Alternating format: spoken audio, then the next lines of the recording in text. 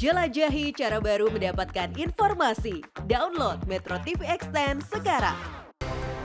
Baik, kita akan kembali meneruskan perbincangan ini. Saya ingin ke Mas Yonatan. Mas Yonatan, tadi sudah ada pandangan dari Prof. Gayus dan juga Prof. Hipnu. Bagaimana Anda menanggapi pandangan mereka?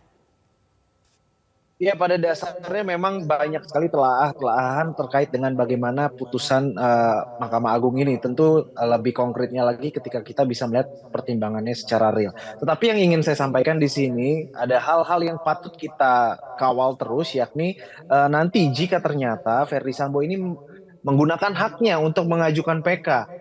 Dan yang kemudian bisa saja terjadi penurunan lagi hukumannya. Nah, ini kan juga harus kita kawal. Termasuk apakah juga mungkin nanti seorang Verdi Sambo bisa mendapatkan gerasi, kemudian berubah dari yang hukuman seumur hidup menjadi 20 tahun misalkan. Tentu itu nanti juga ada yang namanya remisi dan pengurangan hukuman.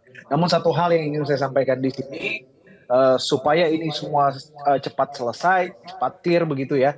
Putusan Mahkamah Agung itu ketika memang sudah waktunya harus segera dieksekusi cepat, dalam artian jalankan putusan MA tersebut secepat-cepatnya agar tidak terjadi lagi yang namanya pengkhianatan begitu terhadap nurani dan keadilan bagi rakyat Indonesia. Jadi kami juga mendorong segeralah mendorong Verdi Sambo ini dan terdakwa-terdakwa lainnya untuk menjalani tanggung jawabnya sebagai narapidana. Saya rasa demikian, Pak. Oke, baik. Nah, Prof. Gayus, kalau kita melihat begitu tadi yang menjadi amar putusan, apa sebenarnya faktor yang kemudian bisa membuatnya adanya perbaikan kualifikasi dalam hal apa saja, Prof. Gayus?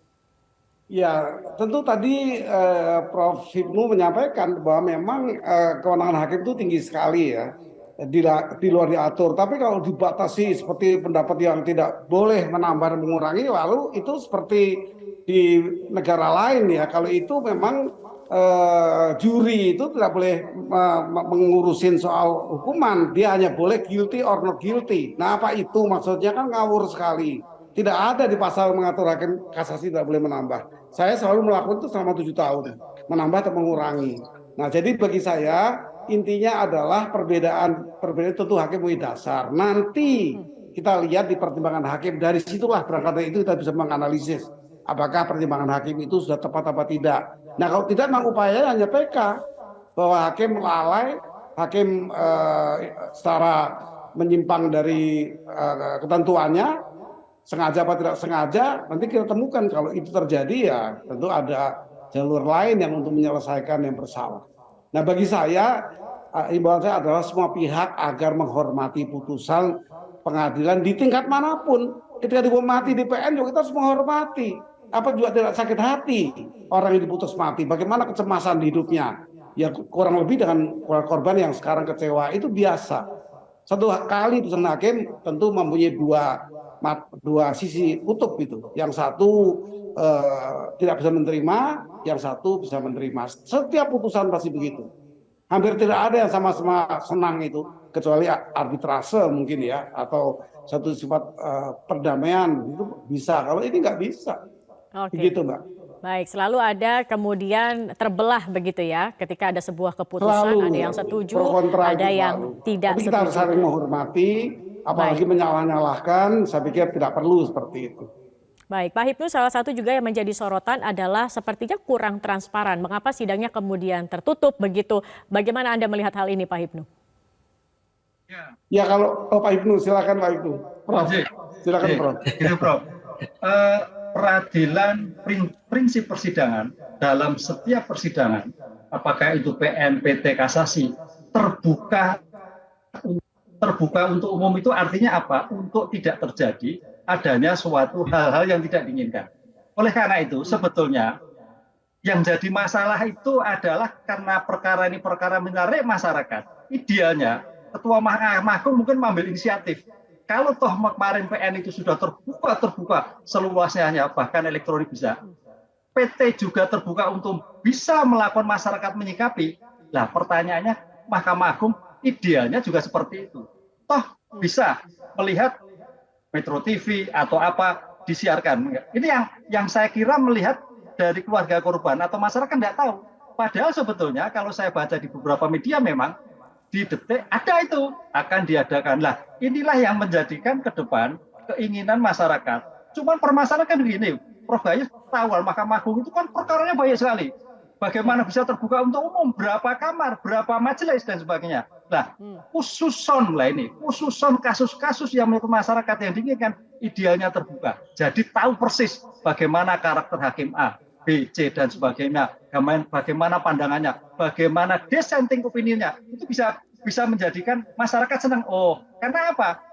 Perkara ini sebetulnya perkara yang akan memberikan literasi kepada masyarakat, mahasiswa hukum, dosen, semua, bahkan termasuk hakim-hakim di bawahnya. Nah, ini yang tidak terjadi. Oleh karena itu ya begitulah yang walaupun itu terbuka untuk umum, hanya terbuka untuk umum terbatas dalam lingkungan Mahkamah Agung, bukan terkait masyarakat. Yang penting bahwa keinginan masyarakat seperti yang dilakukan pada pengadilan tinggi. Itu arahnya kan seperti itu saya melihatnya. Oke, baik. Nah, saya ingin ke Mas Yonatan. Mas Yonatan, kalau kita juga melihat begitu tadi sempat juga disebutkan oleh Prof Gayus terkait dengan eksaminasi dari 8 profesor dan kemudian ada 7 poin isu hukum yang dicatat begitu ya. Nah, kalau Anda melihat ini kan juga sepertinya selaras senada dengan apa yang menjadi putusan hakim dalam kasasi ini. Apakah Anda melihat ini akhirnya yang kemudian menjadi referensi bagi para hakim MA untuk memutuskan amar putusannya ini? Ya, dari kacamata saya melihatnya ini tentu dengan pertimbangan-pertimbangan yang sangat matang. Apalagi tadi disampaikan oleh Prof Gayus, banyak sekali profesor-profesor yang mengeluarkan pendapat-pendapat. Jangankan profesor, Mbak, 2 pengacara aja kalau udah ketemu itu selalu banyak banget opini-opininya ataupun statement-statementnya, sehingga dalam hal ini ya tentu itu menjadi masukan-masukan untuk perbaikan-perbaikan hukum kita ataupun untuk melihat fakta kasus ini ataupun bagaimana putusan-putusan itu di dalam kita mengkaji dan menelaahnya. Namun yang ingin saya sampaikan kembali di sini dalam hal terkait dengan putusan Mahkamah Agung itu, kembali kami belum bisa berkomentar terlalu banyak karena memang saya harus melihat secara real. Karena mungkin nanti dalam kapasitas pengalaman Prof Gayus bisa bercerita lebih lanjut ataupun dari Prof Hipnu. Dalam hal ini kami harus agak hati-hati ini dalam berkomentar atau mengomentari putusan itu karena itu sangat sensitif begitu, Mbak.